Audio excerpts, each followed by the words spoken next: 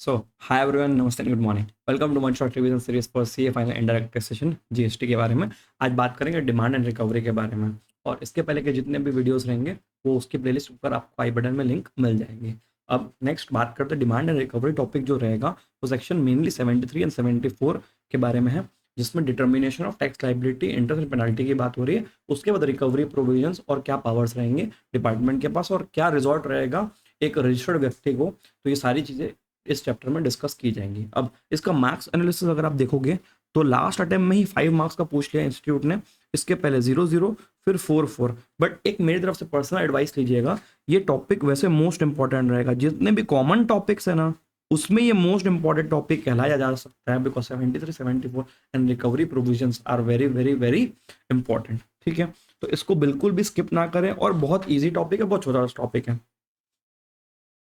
Determination of tax not paid, short paid, erroneously refunded, या तो फिर आईटीसी रॉन्गली अवेल्ड और यूटिलाइज। इसके लिए दो सेक्शन 73 और 74। वैसे तो दोनों सेक्शन सेम रहेंगे, बट फर्क क्या रहेगा दोनों सेक्शन के अंदर ये समझिएगा। 73 में बोनाफाइड मिस्टेक मतलब it was an honest mistake. देखो, मिस्टेक और कांड या एक्टिविटी करने में क्या फर्क होता है। मिस्टेक मतलब जो गलती से हो जाए, और दूसरा होता है जो जानबूझ के किया जा रहा है। तो 74 डेलिब्रेट का मतलब है जो जानबूझ के किया जा रहा है वो, एंड बोनाफाइड मिस्टेक मतलब अननोइंगली हुआ था। मिस्टेक है बट अननोइंगली हुआ था, तो उसमें क्या है, डिपार्टमेंट पेनलाइज नहीं करती। बट अदरवाइज आप 74 में देखो जानबूझ के किए तो आपको पेनाल्टी हैवी लगाया जाएगा उसके अंदर, ये ध्यान दीजिएगा। तो for any reason other than fraud, wilful, खुद स्वयं चाह के मिस स्टेटमेंट करना, या तो सपरेशन ऑफ फैक्ट्स को दबा के रखना। ठीक है, अदर देन मतलब जेन्युइन केस हुआ, और यहाँ पे बाजू में क्या है, for the reason of fraud, wilful statement and suppression of facts. 74 bona fide honest mistake, sorry 73 bona fide honest mistake, and 74 deliberate जानबूझ के की गई मिस्टेक। अब देखिए दोनों में फर्क यहाँ बाजू बाजू में चलता रहेगा। Time limit to issue show cause notice, सबसे पहले इसके अंदर शो कॉस्ट नोटिस इशू की जाएगी 3 months prior to time limit to issue order. अब ऑर्डर का क्या टाइम लिमिट है वो अपन एक बार टाइमलाइन समझ लेते हैं। सपोज अगर आप 22-23 फाइनेंशियल ईयर की बात कर रहे होंगे, ठीक है, तो यहाँ ये 23 में जब फाइनेंशियल ईयर कंप्लीट होता है, वहां से आपका एनुअल रिटर्न का टाइमिंग कब तक का रहता है जी? दिसंबर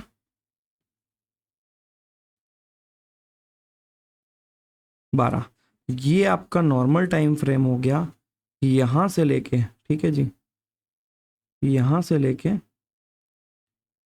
आपको नीचे देखिएगा 3 years from the due date of annual return of financial year.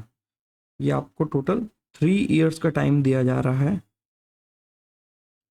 3 year for 73 and 5 years for 74 section. अब इसके 3 मंथ बिफोर इनकी नोटिस इशू होना चाहिए, और 5 years वाले में 6 मंथ बिफोर नोटिस इशू हो जानी चाहिए थी। ठीक है, तो दोनों का एक जबरदस्त ग्राफ बनाते हैं यहाँ पे।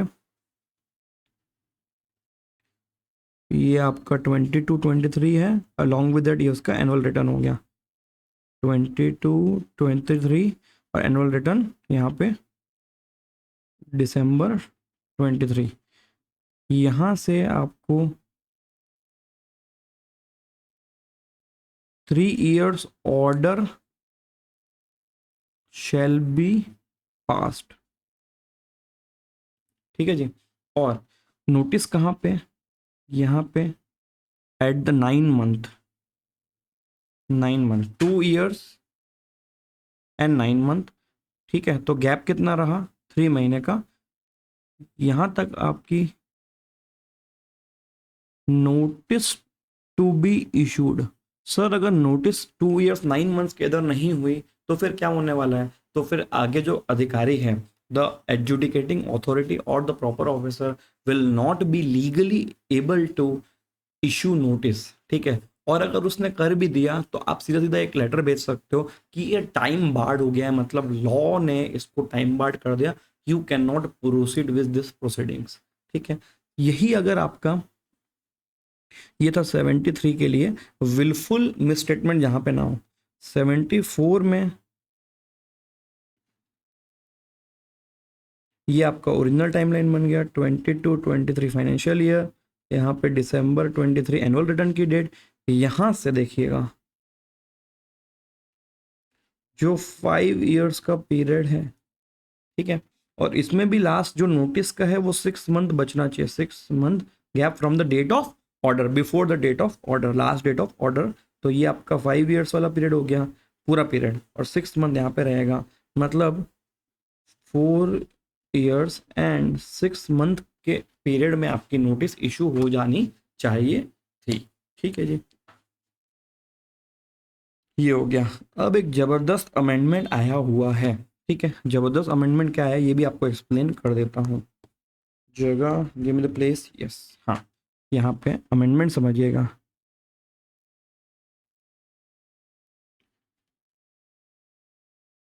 यही टाइमलाइन की बात हो रही है, दिसंबर 23, यहाँ आपका बेस लाइन हो गया। अब डिपार्टमेंट वाले मस्तिखोर लोग क्या करते थे कि ना, वो हर केस को इस नज़र से देखते थे कि बिजनेसमैन चोर है, चमार है, और वो विलफुल स्टेटमेंट ही कर रहा है, तो हर केस वो क्या कर रहे थे, 74 सेक्शन में खोल रहे थे। ठीक है, 74 में मतलब फ्रॉड किया ये बोल के खोल रहे थे। अब 73 की टाइमलाइन कहाँ पे नोटिस इशू करने की, 2 year and 9 month की है। ठीक है, अब ये डेट जब क्रॉस हो जा रही है, उसके बाद यहाँ कहीं पे बीच में उन्होंने एक नोटिस निकाल दी, और नोटिस निकाली 74 में, मतलब फ्रॉड वाले केस में निकाली। ठीक है, फिर बाद में क्या पता चला कि वो प्रूव नहीं कर पाए कि देयर वॉज फ्रॉड। ठीक, तो fraud was not proved, but हाँ, ये फैक्ट तो क्लियर है कि पैसा जमा गवर्नमेंट के साथ नहीं हुआ था, तो मतलब ऑनेस्ट मिस्टेक में जाएगा केस 73 वाले में। लेकिन इस बार सर्कुलर निकला है, एंड ये आपके अटेम्प्ट की अमेंडमेंट भी है, और इस पे क्वेश्चन मोस्टली एक्सपेक्टेड भी रहेगा। ये निकला है कि जैसे मान लो ये नोटिस इशू हो गई फर्स्ट, फिर ये देखा गया सेकंड कि फ्रॉड नॉट प्रूव्ड। ठीक है, तो गवर्नमेंट ने क्या बोला, डिपार्टमेंट एडजुडिकेटिंग अथॉरिटी में, ठीक है फ्रॉड नॉट प्रूव्ड है, तो लेट्स थर्ड पार्ट में इसको हम 73 के अंदर लेके जाते हैं। लेकिन गवर्नमेंट ने ही क्लैरिफाई कर दिया है कि अगर 73 का टाइम बार हो गया, उसके बाद अगर यहाँ पे 2 year 9 month के बाद अगर नोटिस इशू हुई है, तो आप कैन नॉट शब्द पे ध्यान दीजिएगा, कैन नॉट, ठीक है, you can not move further.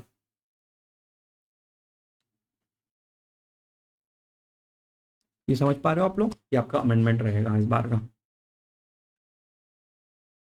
ठीक, दोनों की टाइम लिमिट समझ गए। अब पेनाल्टी में फर्क देखिएगा, अगर सामने वाला व्यक्ति पैसा भर दे before issue of show cause notice, then no penalty.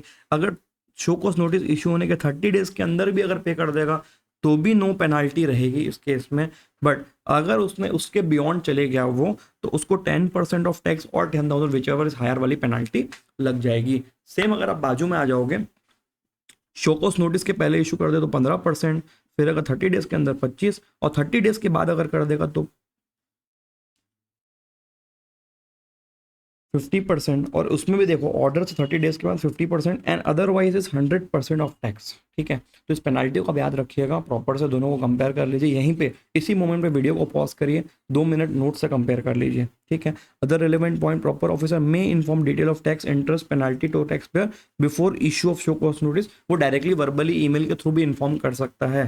Point for justice, opportunity of heard given if any action against taxpayer. देखो पूरे जितने भी टैक्स लॉस है उसके अंदर OOBH, opportunity of being heard, OOBH का कॉन्सेप्ट हर जगह है। This is the principle of natural justice. किसी के भी खिलाफ अगर आप कोई ऑर्डर पास कर रहे हो, तो उसको एक लास्ट बार बोलने का मौका दिया जाना चाहिए।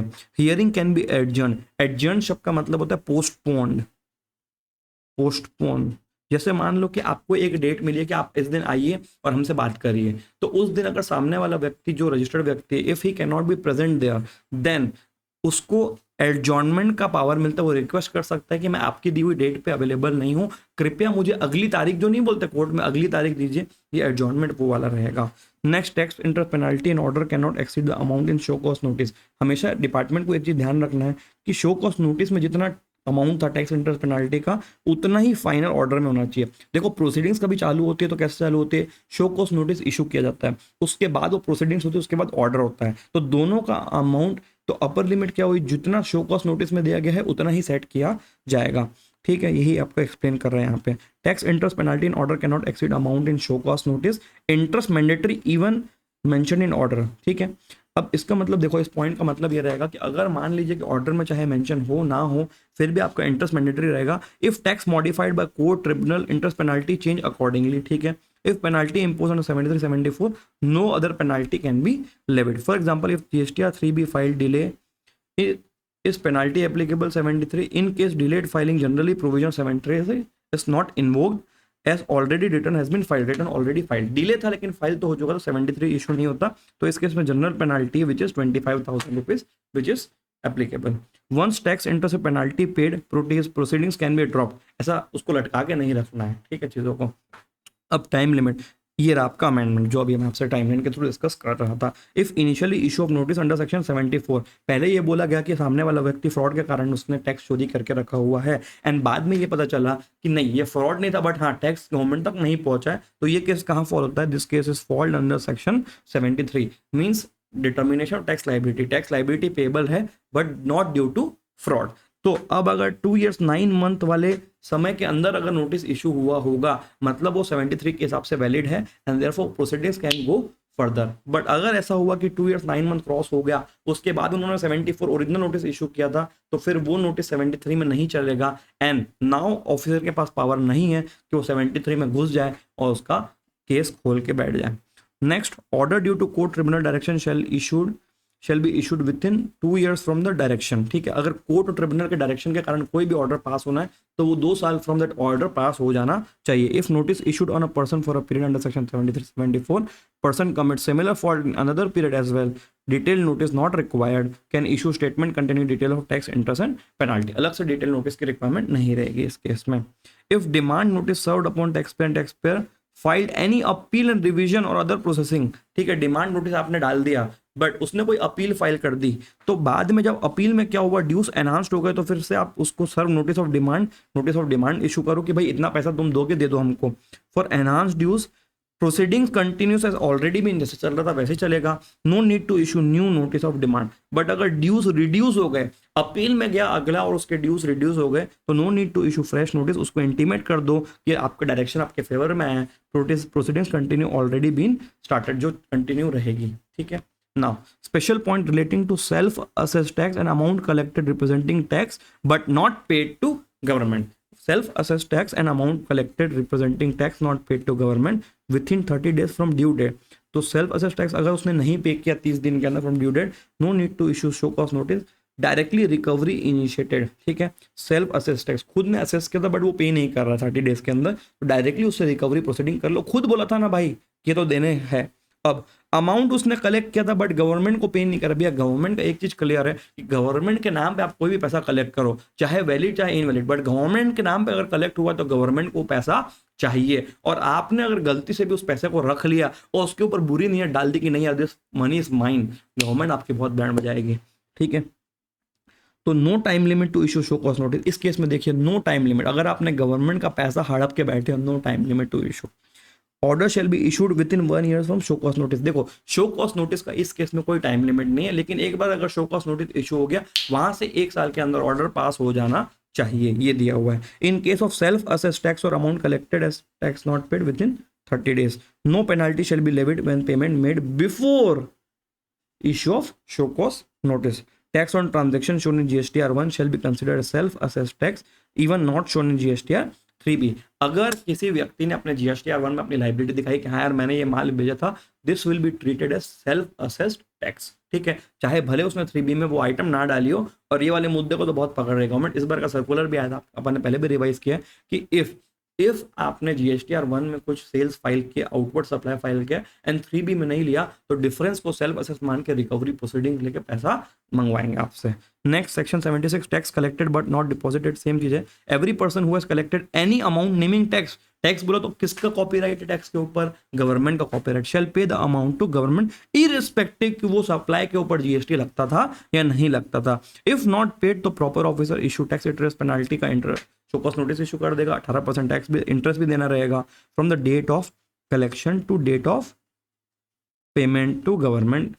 ठीक है, issue order within 1 year of show cause notice, ये वाली बात हो गई थी। If transaction taxable tax collected but not paid to government, interest applicable from due date. अगर ट्रांजैक्शन टैक्सेबल नहीं था तो कलेक्शन की डेट से आपका इंटरेस्ट चालू हो जाएगा meter. Now section 77 tax wrongly collected and paid to central government या स्टेट गवर्नमेंट, ये आपका सीजीएसटी आईजीएसटी इसका आपको रिफंड मिल जाएगा। ये रिफंड वाले टॉपिक में तो अच्छे से डिस्कस हो गया था। Initiation of recovery proceeding, taxable person shall pay amount within 3 months of order. कोई भी ऑर्डर किसी के खिलाफ फाइल होता है तो 3 महीने के अंदर सामने वाले को पैसा भरना है।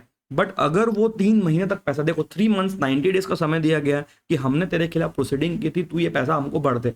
3 महीने जो कि एक वाजिब समय दिया गया, 3 महीने की उधारी अगर नहीं दिया तो रिकवरी प्रोसीडिंग्स इनिशिएट कर देगा प्रॉपर ऑफिसर। रिकवरी प्रोसीडिंग का मतलब होता है माहौल कि अब तो बेटा हम तुम्हारे घर आके पैसा लेंगे। अभी तक क्या था कि ऑर्डर इशू हो गया था और ये बोला गया था कि 3 महीने तक चुपचाप पैसा आप आके भर दो। अब आप 3 महीने तक पैसा दे नहीं रहे हो तो गवर्नमेंट खुद आएगी आपके घर तक लेने। कहाँ से ले सकते हैं गवर्नमेंट, ध्यान दीजिएगा, आपकी खुद की प्रॉपर्टी से बेच के ले सकती है, आपको कोई पैसा देने वाला थर्ड पार्टी उसको पकड़ के ले सकती, कुछ भी माहौल बेच के कैसे तो भी करके रिकवरी कर लेगी आपसे। ठीक है। डिडक्शन ऑफ मनी ओड, अगर गवर्नमेंट आपको कोई पैसा देने वाली थी रिफंड उससे काट लेगी। दूसरा, आपका माल वाल बेच के निकाल लेगी। Detailing and selling goods belonging to defaulter, सामने वाले को डिफॉल्टर बोला जा रहा है अब। ठीक है। रिकवरिंग फ्रॉम थर्ड पर्सन, जो रजिस्टर्ड व्यक्ति उसको किससे पैसा लेना तो उससे मंगवा लेगी पैसा। मूवेबल इमूवेबल प्रॉपर्टी को बेच के पैसा निकाल लेगी। Recover S arrears of land revenue through district collector को बोले कि भाई इनसे पैसा कलेक्ट कर लो आप। Recovery as fine impose magistrate, मतलब high level power. Recovery through execution of decree of civil court. Recovery through surety. Recovery from company in liquidation, मतलब हर केस में इन लोग अपना पैसा रिकवर करके रहेंगे, ये गारंटीड है। अब नेक्स्ट सेक्शन 80, इसमें पावर क्या मिलता है, इंस्टॉलमेंट में आप चाहो तो रिक्वेस्ट कर सकते हो। सपोज से कि आपकी पेनाल्टी बहुत हाई लग चुकी है बट आपके पास फाइनेंशियल लिक्विडिटी पोजीशन नहीं है अभी कैश फ्लो की कि एक साथ पे कर सको, then you can request to the government कि भैया हमको इंस्टॉलमेंट में पे करना, नॉट मोर देन 24 इंस्टॉलमेंट, मतलब 2 साल तक का मंथली ईएमआई बांध देगा वो आपका कि महीने महीने आप जमा करो। कई बिजनेस में ऐसा होता है कि अगर आप तुरंत इतना बड़ा झटका दे दोगे तो सामने वाला व्यक्ति क्या परेशान हो जाएगा, ठीक है, उसका बिजनेस बंद होने पे आ जाएगा। तो गवर्नमेंट का कभी ये इंटेंशन नहीं है, तो गवर्नमेंट हैज गिवन पावर कि वो इंस्टॉलमेंट में कन्वर्ट करा सके। जितनी भी लाइबिलिटी आपकी गवर्नमेंट की तरफ थी वो आप इंस्टॉलमेंट में कन्वर्ट कर दीजिए, not more than 24 EMIs, not more than 24 EMIs। Default in 1 installment, अगर आपने एक भी इंस्टॉलमेंट में डिफॉल्ट कर दिया तो एंटायर अमाउंट बिकम्स ड्यू इन 1 शॉट। अब ये फैसिलिटी किनको अवेलेबल नहीं है, ऐसा व्यक्ति जिसने पहले भी डिफॉल्ट किया हो या अमाउंट आपका 25,000 से कम रहेगा तो क्या हजार रुपये पेमेंट करोगे क्या, हट। Person was not allowed to make payment in installment in proceedings. ठीक है। Next, transfer of property after amount become due, जैसे आपका अमाउंट ड्यू हो जाता है तो आपकी प्रॉपर्टी के ऊपर गवर्नमेंट का एक चार्ज क्रिएट हो जाएगा, चार्ज। ठीक है। Create charge part with property by way of sale, mortgage, exchange, otherwise void if done to defraud government. आपने अगर गवर्नमेंट को डिफ्रॉड करने के लिए, ठीक है, गवर्नमेंट को डिफ्रॉड कैसे आप कर सकते हो, जैसे सपोज से कि मेरे नाम पे प्रॉपर्टी है, ठीक है, सॉरी चलो मैं अपने ऊपर नहीं लेता, मैं आपके ऊपर लेता हूँ। आपके नाम पे अगर आप प्रॉपर्टी और आप डिफॉल्टर हो, आप क्या करोगे, आपकी वाइफ के नाम पे अगर या हस्बैंड के नाम पे शिफ्ट कर दोगे, मम्मी पापा के नाम पे शिफ्ट कर दोगे। अब आप बोलोगे मेरा तो है ही नहीं, तो गवर्नमेंट क्या बोल, this is void, we have the power to get the things void. Void means जो तुमने आपने सेल किया है ना उसका पावर, हम पूरा ट्रांजेक्शन को रिवर्स मानेंगे और ये मानेंगे कि तुम्हारा ही है वो। ठीक है। कई लोग क्या करते हैं, मस्तीखोर लोग ना, अपने कोई रिलेटिव के नाम पे ट्रांसफर कर देते, तुम्हारे नाम पे ट्रांसफर कर दिया, ज्यादा ज्यादा क्या लगेगा, स्टैम्प ड्यूटी लगेगा, वो लोग तो रिकवर कर नहीं पाएंगे। ऐसा सोच के गवर्नमेंट ने बोला वॉइड बेटा वॉइड।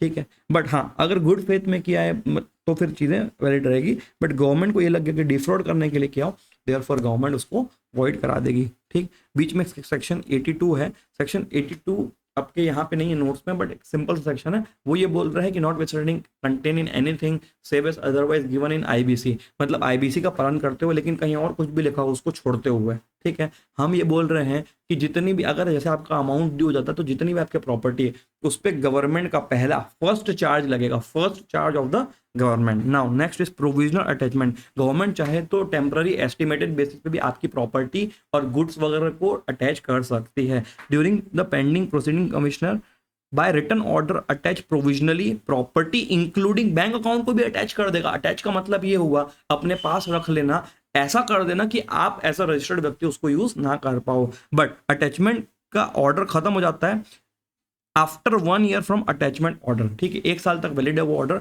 उसके बाद अपने आप उसकी वैलिडिटी खत्म हो जाती है।